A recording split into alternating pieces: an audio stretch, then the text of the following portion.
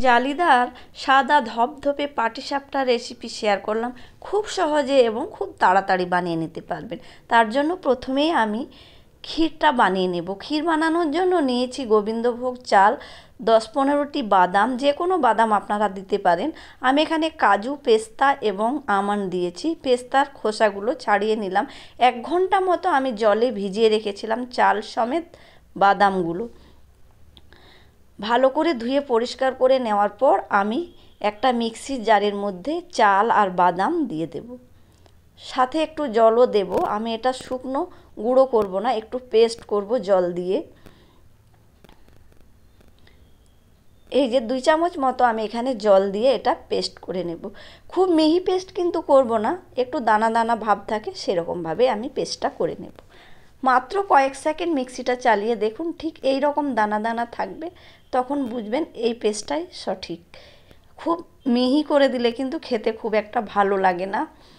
এদিকে আমি গ্যাস জ্বালিয়ে নিয়ে একটা প্যান বসিয়ে দিলাম। প্যানের মধ্যে সামান্য জল দিয়ে দিলাম। দুধ দেওয়ার আগে প্যানের মধ্যে জল দিলে তলায় দুধটা বসে না, তাই সামান্য জল দিয়ে আমি এখানে 1/2 লিটার গাঢ় দুধ ঢেলে দিলাম। দুধটা গরম হওয়ার সাথে সাথে আমি দিয়ে দিচ্ছি 2টো ছোট এলাচের গুঁড়ো। আমি এলাচের খোসা সমেত গুঁড়ো করেছিলাম। খোসাগুলো তুলে চায়ের কৌটোর মধ্যে দিয়ে দেব, তাতে চায়ের ফ্লেভারটা খুব ভালো হবে। এলাচের দানা গুঁড়োটা আমি এর মধ্যে দিয়ে দিলাম। তার সাথে দিয়ে দিলাম চাল আর বাদামের পেস্টটা। দেওয়ার সাথে সাথে কিন্তু সব সময় নাড়তে হবে, তা না হলে তলায় দলা পাকিয়ে যাবে। আর গ্যাসের ফ্লেমটা একদম মিডিয়ামে করে নিতে হবে। এর সাথে আমি দিয়ে দিলাম 2 চামচ মতো শুকনো নারকেলের গুঁড়ো, আর দিয়ে দিলাম একটা গোটা লবাদ, যেটা আমি ভেঙে রেখেছিলাম সেটাই দিয়ে দিলাম। একদম সব সময় কিন্তু নাড়তে হবে, তা না হলে একদম দলা পাকিয়ে যাবে, শক্ত হবে, পাটিসাপটা একদম ভালো হবে না খেতে।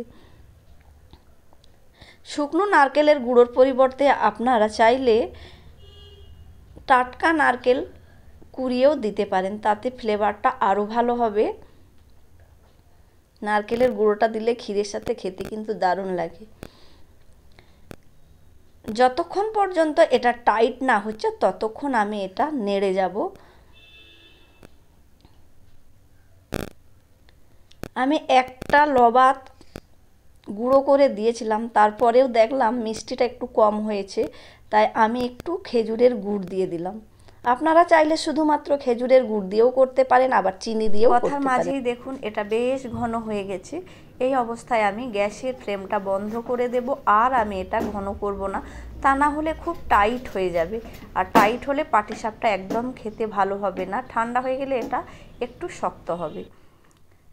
ততক্ষণ আমি চালের গুঁড়ো দিয়ে ঘোলাটা তৈরি করে নেব। আমি এখানে 2 কাপ চালের গুঁড়ো নিয়েছি। চালের গুঁড়োতে আমি দিয়ে দিলাম নুন, স্বাদ মতো নুন দিয়ে দিলাম, আর এখানে আমি দিয়ে দিলাম একটা ডিম। আমি এখানে একটা ডিম দিলাম। আপনারা চাইলে যদি ডিম না দিতে চান তাহলে 1/2 কাপ ময়দা দিয়ে দেবেন, তাহলে দেখবেন পিঠেটা নরম হবে। আর ডিম দিলে কি হবে, পিঠের স্বাদটা খুব ভালো হবে আর বেশ সুন্দর সফট হবে। পিঠেগুলো ছিঁড়ে বা ভেঙে যাওয়ার কোনো ভয় থাকবে না। ডিম এবং নুন দিয়ে ভালো করে আমি চালের গুঁড়োটা মাখিয়ে নিচ্ছি। মেখে নেওয়ার পর দেখুন আমি একটু একটু জল দিয়ে এটা ঠিক আটা মাখার মতো মেখে নেব। একসঙ্গে পুরো জলটা দেবেন না, একটু একটু করে জল দিয়ে আমি এই চালের গুঁড়োগুলো মেখে নিচ্ছি। বেশ কিছুক্ষণ ধরে কিন্তু এটা মাখতে হবে, তাহলে দেখবেন পিঠেগুলো সুন্দর সাদা ধপধপে এবং জালিদার হচ্ছে।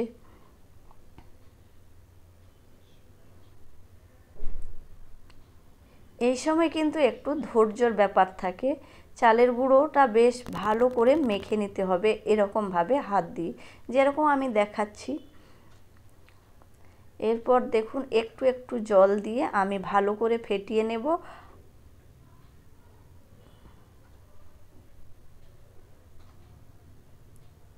খুব পাতলাও না আবার খুব ঘনও না, আমি সেরকমভাবে এই ব্যাটারটা রেডি করব।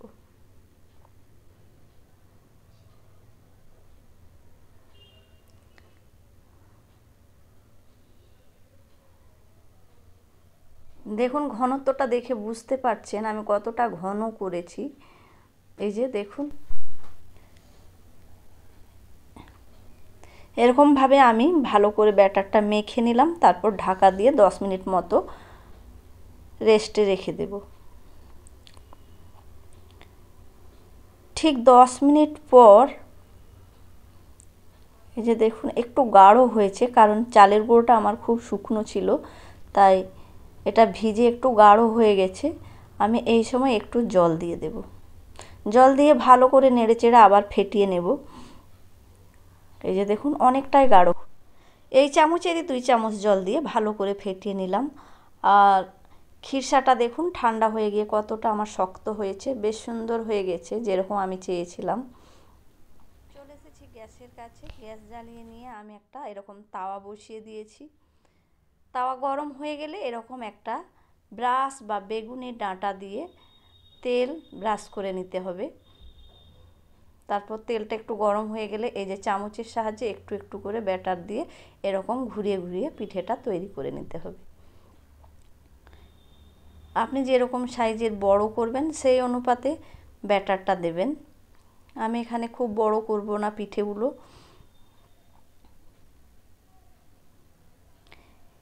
চামচের সাহায্যে আমি একটু করে ক্ষীর এই দেখুন এক সাইডে লাগিয়ে নিচ্ছি। তারপর এরকম খুন্তি দিয়ে রোল করে নিলেই রেডি হয়ে যাবে খিরসা পাটিসাপটা। দেখেই বুঝতে পারছেন কতটা সাদা এবং জালিদার হয়েছে পিঠেগুলো। আরও আমি কয়েকটি করে দেখাচ্ছি। বেগুনের ডাঁটাতে তেল লাগিয়ে ব্রাশ করতে কিন্তু ভীষণ ভালো হয়। যাদের ব্রাশ নেই তারা এরকমভাবে বেগুনের ডাঁটা দিয়ে ব্রাশ তৈরি করে নিতে পারেন। দেখুন পরের পিঠেটাও ঠিক আমি একই পদ্ধতিতে করলাম। উপরটা হালকা শুকিয়ে এলে ক্ষীরটা দিয়ে দিতে হবে। খুব বেশি আবার উপরটা যদি শুকিয়ে যায় তাহলে দেখবেন তলাটা পুড়ে গেছে, লাল হয়ে যাবে। তাই খুব বেশি আবার শুকাতে যাবেন না, এরকম অবস্থায় দেবেন। এই যে একটু করে খিরসা দিয়ে আমি এরকমভাবে মুড়ে নিচ্ছি।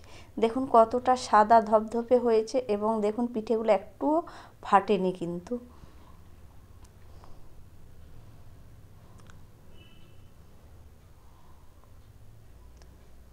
এরকমভাবে ব্যাটার দিয়ে ঘুরিয়ে ঘুরিয়ে গোল করে নিলেই রেডি হয়ে যাবে পাটিসাপটার পিঠে।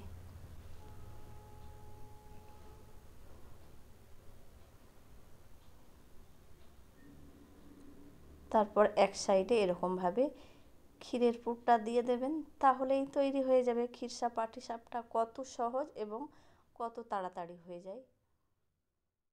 পিঠেগুলো কিন্তু ভাজার সময় অবশ্যই গ্যাসের ফ্লেমটা মিডিয়ামে করে রাখতে হবে, তা না হলে পিঠে পুড়ে যাবে, লাল হয়ে যাবে নিচের থেকে, দেখতে খুব একটা ভালো লাগবে না। আমার পিঠে ভাজা প্রায় শেষ হয়ে গেছে। পাটিসাপটা পিঠে একদম রেডি হয়ে গেছে। দেখুন কতটা মসৃণ এবং কতটা সুন্দর হয়েছে আমার পিঠেগুলো।